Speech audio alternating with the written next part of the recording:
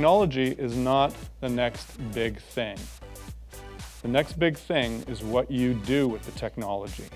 It's about moving customers from awareness through action and then through loyalty. We want to talk to the right customers, not everybody. The days of having kind of this top-down expectation of being able to drive a message through and impact and drive intent is changing quickly to a much more dynamic process where people are in and out of decision-making and using social platforms. I think it's actually the most exciting time in our lives to be in marketing and advertising.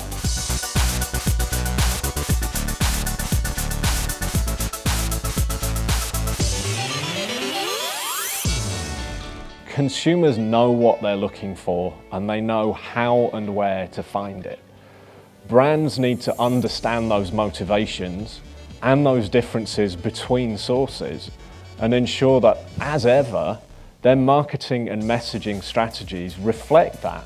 For a brand to be influential, first and foremost, it has to be trustworthy. Google, the most influential brand in Canada, the most influential brand in the world. But what actually happens with progress is it comes from somewhere you're not expecting at all.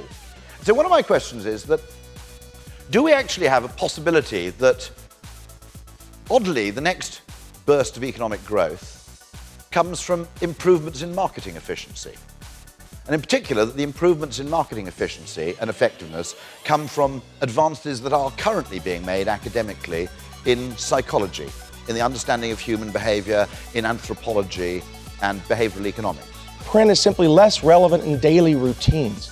There's no real decline in news demand. People are simply shifting their preferences. We're at a really interesting and pivotal time in the history of television and video.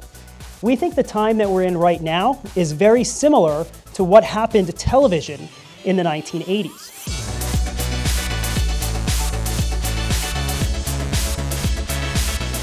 Everyone under a certain age watches TV with either their iPad or their laptop in their lap.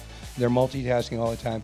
I think no matter how that world changes, good storytellers are still going to be at a premium because people define themselves to some degree by the brands they use, and they define the brands they use by the stories they tell. Always overestimate, because of our exuberance, the impact of something new in the near term. The great thing about Facebook is it enables us to go to where the consumers are. So we were able to get much bigger volumes in terms of consumer interactions through Facebook than we were in the early days of our own community.